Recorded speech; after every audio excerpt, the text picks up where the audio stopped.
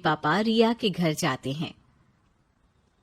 अरे कैसे कर दे शादी भाई साहब, आपका बेटा तो अभी कुछ करता ही नहीं है। सुना है आगे पढ़ाई करने के लिए शहर भी जा रहा है। तभी तो भाई साहब हम चाहते हैं कि शहर जाने से पहले इसकी शादी कर दे। और कमाने का क्या है, हर कोई तो पढ़ लिख कर कमाता ही है। हाँ हाँ, और गांव का सबसे बड़ा मकान और समृद्ध परिवार से है आदि। मुझे तो समझ में ही नहीं आता, इतनी जल्दी शादी। रिया भी अभी पढ़ रही है, इतनी अच्छी है वो पढ़ाई लिखाई में, कैसे शादी कर दूं? आप लोग थोड़ा समय दे। आदि के माता पिता घर चले जाते हैं, जहां आदि के पिता कहते हैं, अरे भाग्यवान, मुझे तो समझ ही नहीं आ रहा कि तू क्यों इतनी जल्दी आदि की शादी करवाना चाहती है। पढ़ लिख कर कमाई धमाई करने लायक हो जाए तो फिर कर देना शादी। अरे आप चुप रहिए। रिया जैसी लड़कियों के लिए शादी के रिश्तों की कमी है क्या? इतनी सुंदर, संस्कारी, पढ़ी लिखी और अच्छी परवरिश वाली लड़की है वो। मैं तो छोड़ ही नहीं सकती ये रिश्ता किसी भी कीमत में। बता दे रही हूँ, रिया की शादी आदि से ना कराई ना तो मैं जहर खाकर जान दे दूंगी। पूरे गांव में नाम है उन लोगों का, नौकर चाकर कितने लगे हैं उनके घर में। अरे मेरी बेटी तो राज करेगी, राज। और इस तरह ना चाहते हुए भी रिया की शादी आदि से हो जाती है। अरे बेटी, ये ले तेरी किताबें, पढ़ाई बिल्कुल ना छोड़ना। तू तो मेरी गर्व करने वाली बहू है, बड़ा नाम है तेरा गांव में। हाँ, आखिर पसंद किसने किया है रिया को आदि के लिए? आदि को गांव की रिया इतनी पसंद नहीं होती है। अरे यार, तू तो बड़ा लक्की निकला, रिया जैसी लड़की से तेरी शादी हो गई। अरे लक्की की क्या बात है, वो भी तो मेरे जैसे लड़के की बीवी बनकर किस्मत वाली बनी है ना। अरे अब तो तू रह नहीं दे, ना तो तू कमाता है ना ही पढ़ने में अच्छा है। क्या है तुझमें? बस पैसा, और वो भी बाप का। आदि को दोस्तों की बात पर बहुत गुस्सा आता है। पिताजी, मैं शहर जाना चाहता हूँ आगे की पढ़ाई के लिए। अरे बेटा, लेकिन यहाँ की पढ़ाई तो पहले पूरी हो जाए। नहीं नहीं, अब मैं किसी भी हालत में शहर में ही रहकर पढ़ाई करूंगा। रिया को आदि का ये व्यवहार अजीब लगता है कि अचानक नई शादी के बाद आदि ऐसा क्यों बोल रहा है।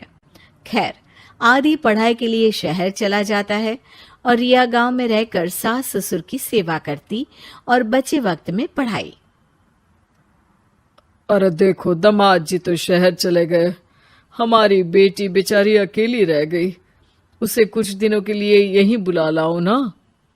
रिया की माँ रिया के ससुराल उसे लेने जाती है कि उसके सास ससुर कहते हैं, अरे नहीं नहीं बहन जी, हमारा मन तो रिया के बिना नहीं लगेगा। हाँ माँ, इनको तो शहर जाना ही था पढ़ाई के लिए, बस थोड़ा पहले चले गए। माँ खाली हाथ वापस आ जाती है। आदि शहर में मन लगाकर पढ़ाई करता है और इंजीनियरिंग के लिए दाखिला ले लेता है, तो वहीं रिया भी एमए की पढ़ाई में प्रवेश लेकर समाज सेवा में मन लगाती है। तुझे देखकर लगता है कि मैंने तेरे साथ ठीक नहीं किया बेटी। शादी तो करवा दी लेकिन पति का साथ नहीं मिला। अरे तो क्या हुआ, जैसे मैं अपने माँ पापा के साथ थी वैसे अब आप दोनों के साथ हूँ, है ना? सास खुश हो जाती है। अरे सुनो, बहू आदि लौट रहा है शहर से, वो कल आ जाएगा, तुम लोग तैयारी कर लो। रिया ये सुनकर खुश हो जाती है। वो सोच लेती है कि अब वो कुछ दिनों तक आदि के साथ क्वालिटी टाइम बिताएगी।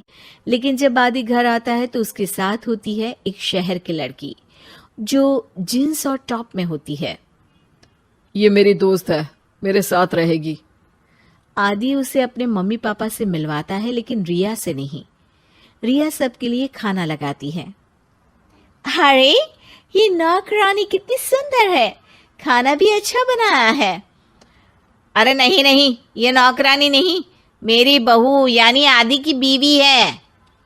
ये सुनकर लड़की शांत हो जाती है और आदि की तरफ देखने लगती है, फिर वहां से चली जाती है। अरे माँ, क्या जरूरत थी घर की कहानी बताने की? देखा, अब वो बुरा मान गई ना। वैसे भी मैं आप लोगों को बता देता हूं, मुझे रिया के साथ नहीं रहना। मैं शिवानी से प्यार करता हूं और उसी से शादी करूंगा। मैं रिया को छोड़ रहा हूं। आदि ये बोलकर उस लड़की के साथ शहर चला जाता है। रिया ये सब देखकर रोने लगती है, अपने कमरे में चली जाती है जहां सास ससुर उसके पीछे आते हैं। हमें माफ कर दे बेटा। वो दोनों उसके सामने हाथ जोड़ते हैं। आप लोग ऐसा क्यों बोल रहे हैं? ये तो मेरी किस्मत थी, पर अब मैंने सोचा है कि मैं भी आगे पढ़ाई करके आगे बढ़ूंगी। रिया पढ़ाई लिखाई करके पूरे जिले की कलेक्टर बनती है। आदि उसे छोड़कर शिवानी से शहर में ही शादी कर लेता है। फिर एक दिन रिया के ससुराल में, अरे बेटी रिया, तुझसे मिलने कोई आया है। कौन है माँ? हमें आपकी बहू के बारे में सब पता है। मैं आप लोगों से अपने बेटे के लिए आपकी बहू का हाथ मांगने आई हूं। रिया के सास ससुर और माता पिता ने मिलकर ये फैसला किया था कि वो रिया की शादी करवा देंगे।